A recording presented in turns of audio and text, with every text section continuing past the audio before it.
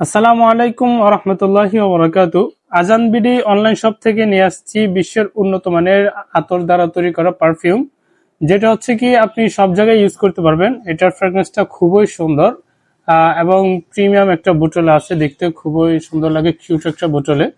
তো আপনারা চাইলে আমার থেকে এটা আপনারা সংগ্রহ করতে পারেন।